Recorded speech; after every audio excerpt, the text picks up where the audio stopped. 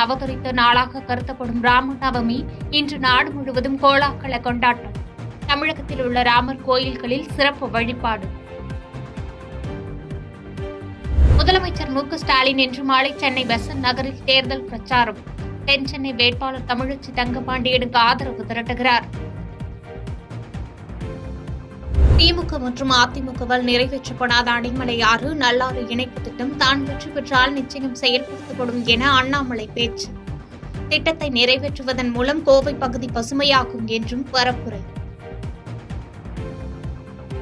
வாக்குப்பதிவு இயந்திரத்தால் கள்ளப்போட்டு முறை தடுக்கப்பட்டுள்ளதாக திருப்பூர் மாவட்டம் கே ஐயம்பாளையத்தில் அண்ணாமலை பேட்டி.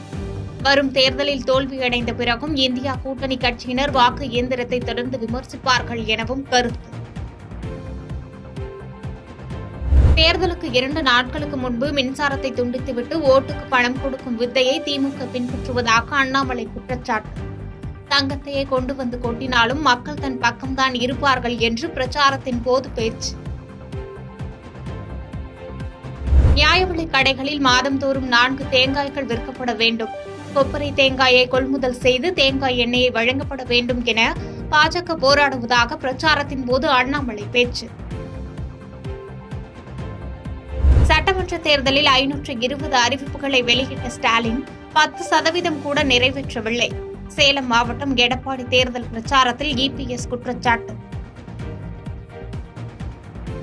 தேர்தலையொட்டி இன்று முதல் நாளை மறுநாள் வரை டாஸ்மாக் கடைகள் இயங்காது என அறிவிப்பு.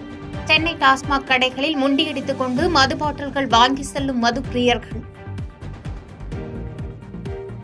பாதகம் செய்பவரை கண்டால் நாம் பயங்கொள்ளலாகாது பாப்பா. மோதி மிதித்து விடு பாப்பா, அவர் முகத்தில் உமிழ்ந்து விடு பாப்பா. அண்மை செய்திகளை உடனுக்குடன் தெரிந்து கொள்ள இணைந்திருங்கள் இயம்நாடு தொலைக்காட்சியுடன்.